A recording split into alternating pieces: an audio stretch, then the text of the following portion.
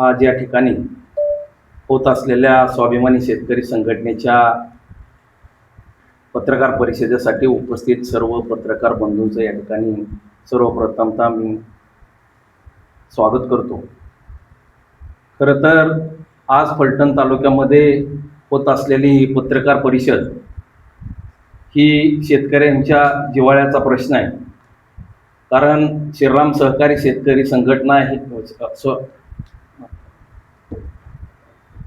श्रीराम सहकारी साखर कारखाना हा शेतकऱ्यांच्या जिव्हाळ्याचा प्रश्न आहे आणि येत्या 18 तारखेला या कारखान्याचा श्रीराम सहकारी साखर कारखान्याचा आणि जवाहर सहकारी साखर कारखान्याचा जो काही करार झाला होता तो करार रद्द करण्याच्या संदर्भामध्ये त्या ठिकाणी एक विशेष सभा आयोजित केलेली आहे.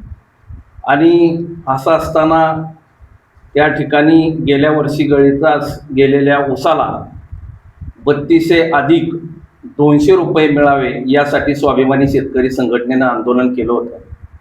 मात्र त्या ठिकाणी जवाहर सहकारी साखर कारखान्यानं मात्र 3200 अधिक 100 रुपये देऊ अशा पद्धतीचं पत्र त्या ठिकाणी जाहीर केलं होतं. परंतु हा दर स्वाभिमानी शेतकरी संघटनेला मान्य नाही ही भूमिका त्यावेळेसही आम्ही जाहीर केली होती. मग आता जर हा करार मोडणार असेल आणि करारासंदर्भामध्ये जर त्या ठिकाणी सभा असेल तर मला वाटतं की येत्या काळामध्ये जे 3200 अधिक 200 रुपये देणार आहे ते कोण देणार यासारखा प्रश्न या ठिकाणी उपस्थित झालेला आहे. आणि मग या सभेमध्ये ही जी सभा होणार आहे विशेष सर्वसाधारण सभा या सभेमध्ये हाही विषय समाविष्ट करावा यासाठी आम्ही काल श्रीराम सहकारी साखर कारखान्याच्या प्रशासनाला पत्राद्वारे कळवलेला आहे.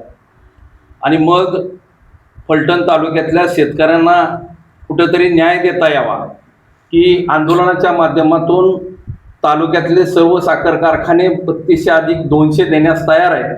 आणि अशामध्ये जर श्रीराम आणि जवाहर यांचा करार मोडणार असतील मात्र या 200 रुपयाचा प्रश्न या ठिकाणी तसाच प्रलंबित राहू नये यासाठी खरं तर ही पत्रकार परिषद आहे. आणि मग मला या ठिकाणी तालुक्यातील ऊस उत्पादक शेतकऱ्यांनाही या ठिकाणी विनंती करायची, कारण ऊस दर हा आपल्या जिव्हाळ्याचा प्रश्न आहे, आपली अर्थवाहिनी आहे. आणि मग त्या ठिकाणी होणाऱ्या 18 तारखेच्या विशेष सर्वसाधारण सभेसाठी आपण ही उपस्थित राहिल्यानंतर हा प्रश्न मांडावा. त्या ठिकाणी स्वाभिमानी शेतकरी संघटनेचे पदाधिकारी ही उपस्थित राहणार आहेत आणि मग आपण या ठिकाणी तो प्रश्न उपस्थित करावा अशी मी या ठिकाणी शेतकरी बांधवांनाही विनंती करतो.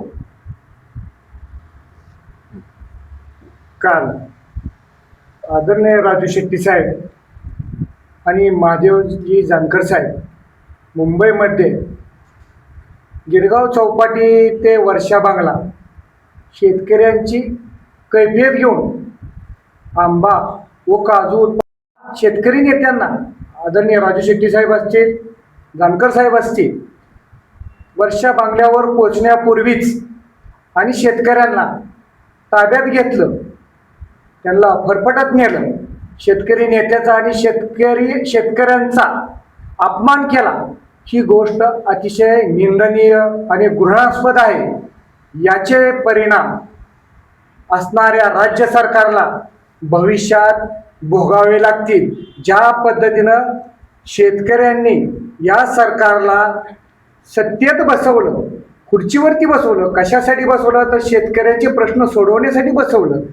पण शेतकऱ्यांचे प्रश्न सोडवण्यापेक्षा शेतकऱ्यांचे प्रश्न कसे दोलदान होतील, शेतकऱ्यांचे प्रश्न मोडीत काढले, शेतकऱ्यांना काल अटक केली, हा जो प्रकार झालेला आहे या प्रकाराबद्दल मी राज्य सरकारचा मी फलटण तालुका स्वाभिमानी शेतकरी संघटनेच्या वतीनं जाहीर निषेध करतो. मी आज या पत्रकार परिषदेतून राज्य सरकारला सांगू इच्छितो, ज्या पद्धतीने तुम्हाला शेतकऱ्यांनी खुर्चीवर बसवलं त्याच पद्धतीने हाच शेतकरी तुम्हाला खुर्चीवरून ओढून फरफटत खाली बसवेल, याची तुम्ही दखल घ्यावी भविष्यात. एवढंच बोलतो. आज या ठिकाणी पत्रकार परिषदेमध्ये बोलत असताना काल जो अतिशय निंदनीय प्रकार झाला, पत्रकार बांधवांनी ह्या आधीची पण आंदोलनं बघितली काँग्रेसच्या काळातली, पण एवढी दडपशाहीने आणि एवढे घृणास्पद आंदोलन कधी झालं नव्हतं. जी माणसं मंत्री होते, राजू शेट्टी साहेब खासदार होते, आमदार होते, अशा माणसांना जर तुम्ही जर फरफटत नेत असला तर पूर्ण लोकशाही धोक्यात आलेली. हे असं नाही झालं पाहिजे. ह्या घटनेचा प्रथम मी निषेध करतो. दुसरी गोष्ट, 18 तारखेला श्रीराम सहकारी साखर कारखान्याने विशेष जी मीटिंग बोलवलेली आहे करार मोडण्याबाबत, पहिल्यांदा जव्हार कारखान्याचा आणि त्यांचं करार संपुष्टात येणार आहे, येऊ दे, आम्हाला त्याच्याशी काही देणं घेणं नाही. नवीन जो कारखाना कोण दत्तवाला घेईल किंवा आणखीन कोण घेईल त्याला आमच्या शुभेच्छाच राहणार आहेत. कारण शेतकऱ्यांचा जिव्हाळ्याचा प्रश्न आहे, कारखाना चालला पाहिजे, शेतकरी जगला पाहिजे, ही ठाम भूमिका आमची आहे. पण गेल्या 15-20 वर्षामध्ये असं झालेलं आहे की श्रीरामचं कागदी घोडं दाखवून तुम्ही श्रीराम आजारी सगळ्यांना माहिती, आम्हाला माहिती श्रीराम आजारी, संस्थेचं तुम्ही जसं हित बघता तसं तुम्ही संचालक मंडळ आणि चेअरमननी शेतकऱ्यांचं सभासदांचं कधीच हित जोपासलं नाही. आज तुम्ही कारखाना द्यायचं ठरवलं, ठीक आहे, पण तुम्ही मागच्या 200 रुपयाचं काय करणार? हे 200 रुपये तुम्ही सभासदांना दिले पाहिजे. हे 200 रुपये नाही दिले तर 100% स्वाभिमानी स्टाईलनी मोठं आंदोलन तर होणारच. आमची भावना, आमचे प्रपंच आहेत. आज आमचा प्रपंच उसावर असतो. आज तुम्ही मागच्या पैशाचं काय बोलायला तयार नाही, तुम्ही डायरेक्ट जर मिटिंग घेत असता तर हे चुकीचं आहे. आम्ही त्या मिटिंगमध्ये येणार आहे, आम्ही जाब विचारणार आहे, बाबा मागच्या पैशाचं तुम्ही काय करणार. आणि जव्हार कारखान्याने जे सांगितलेलं आहे, जव्हार कारखान्याने जे जाहीर केले ते 33 रुपये, ते त्याच वेळेस आम्ही सांगितलं होतं ते मान्य नाहीत, ते आम्ही 3400 घेणारच. आता राहिला प्रश्न त्यांचा, जे कोणी द्यायचे, जे कोण खिशात पैसे घालते 100 रुपये, त्यांनी ते शेतकऱ्यांना पैसे द्यावेत. एवढंच मी स्वाभिमानी शेतकरी संघटनेतर्फे बोलतो. जय हिंद, जय जवान, जय किसान. एक प्रश्न आहे तुम्हाला. काल शिवराज सिंग चौहान देशाचे कृषी मंत्री आपल्या साताऱ्यामध्ये आले होते.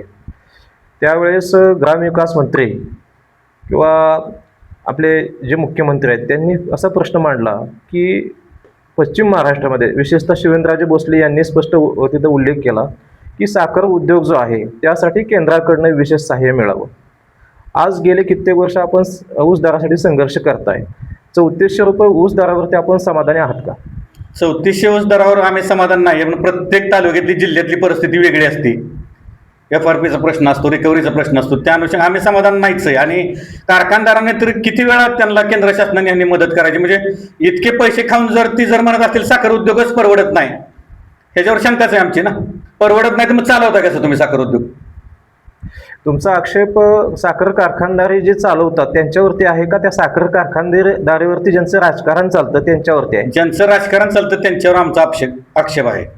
येणाऱ्या काळामध्ये स्वाभिमानी शेतकरी संघटनेचे जे नेते आहेत त्यांच्यावरती काल ज्या पद्धतीनं प्रशासनानं कारवाई केलेली आहे, गृहमंत्रीपद मुख्यमंत्री साहेबांकडेच आहे, भाजपवरती तुमचा जो आक्षेप आहे ह्याला तुम्ही कसं उत्तर देणार आहे? ह्या प्रश्नाला आम्ही उत्तर देण्यापेक्षा तळागाळातला सर्वसामान्य शेतकरीच आता उत्तर देईल. कारण शेतकऱ्यांना कळलेलं आहे की गृह खातं खिशात असल्यामुळं मुख्यमंत्री साहेब काही ह्याचा दुरुपयोग करतायत. ह्याला जनता उत्तर दिल्याशिवाय राहणार नाही. धन्यवाद.